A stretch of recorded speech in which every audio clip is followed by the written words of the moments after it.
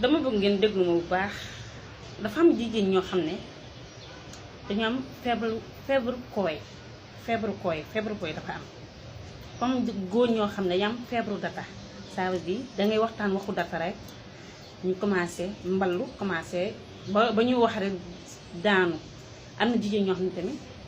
dañu am feebaru kooy ça veut dire diñu doyal kooy loolu si loolu laay ñu waxtaan si préfànce ko.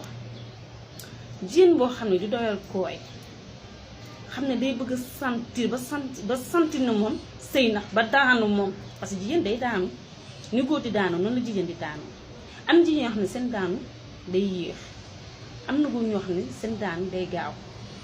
am ñoo xam ne seen daanu day yàgg am na ñoo xam ne bi ñuy daanu dañuy sotti lu bari muy góor muy jigéen. tey nag ci loolu lañuy préfàncee ko parce que dafa bari ay mbóot yu ñu ci war a préfàncee diñ koy limb ci liñ ko tànd ko parce que boo nekkee jigéen sa ndaw nga foowee sa ndaw nga nekk góor ngay foo sa ndaw yàlla nattu la nga am jëkkër jigéen jabar joo xam ne moom sëyam yàggul wala yàlla nattu la nga am jëkkër joo xam ne sëyam yàggul temps la rek ay quelques secondes la léeg yow boo dalee si genre góor yooyu genre xeetu góor yooyu boo dajee ñoom wala genre xeetu jigéen nga dajee ñoom ngay bëgg sëy ñoom yenn sëy yàgg yi ça veut dire kooy mooy sa faiblesse. am na ñoo xam ne data mooy seen faiblesse léegi dañ ciy nekk si yàgg si parce que ku nekk ak li nga mën a tenir dañuy waxante dëgg ku nekk ak li nga mën a tenir ku nekk ak li nga àttan. léegi nag bu la yàlla nattoo nga dajee genre yooyu te yow doo comprendre lu ko waral xam nga lan moo ko waral bu mu nekkee jeunesse da daan foo te yenn foo yu ëpp yi baaxul parce que boo demee ba marié si lay feeñ.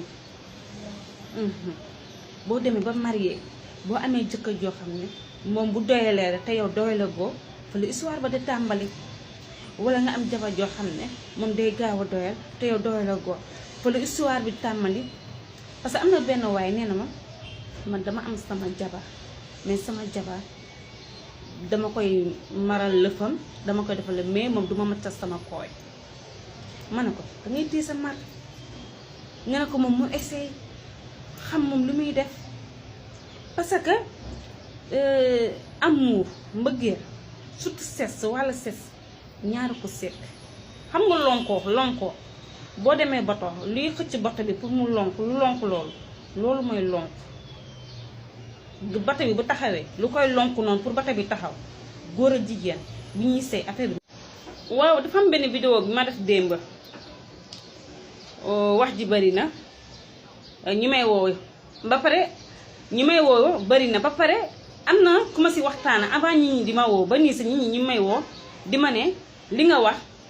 am na ñu si d'accord am na ñu si d'accord parce que am na ñoo xam ne nanguñu kattante caga nanguñu tëddante caga mais dañuy waxtaan góor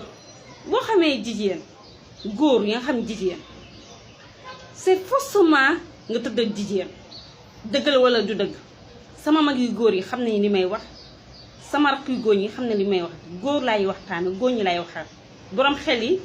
man dama ne samay vidéo képp ku koy déglu rek na nga am dégg-dégg man loolu laa soxla si ñu koy déglu. xam nga waaye ñi may woo dama ne am na ñu bëri ñi ma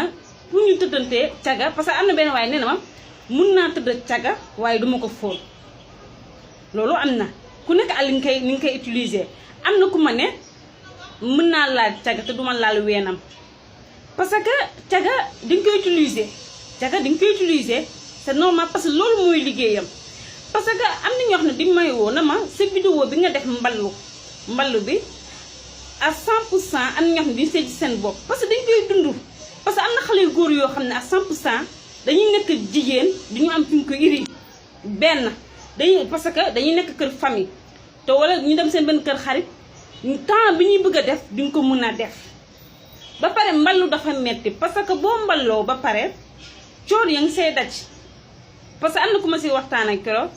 mu ne man ma mballu ba pare moo ma gën a ma katt caga.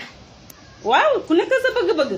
mais man li ma leen ñu conseil góor ñu koy def góor en général góor ñuy mballu baaxul. xam nga tax la mballu baaxul nit boo ne lii baaxul danga naan lii moo tax nga ne baaxul xam nga dama ne mballu baaxul te mën nga mballu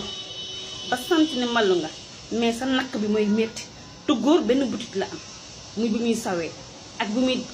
kën def cakka-cakka cëkko-cëkko yaa ngi dégg benn sitit la yor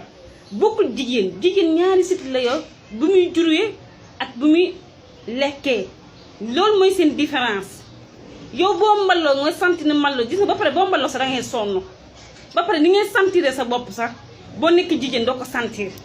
ñuy mballu dëgg xam na li may wax parce que dafa am benn waay bu ma woo di waxaman téléphone ba daanu man xam naa ne waa ji daanu na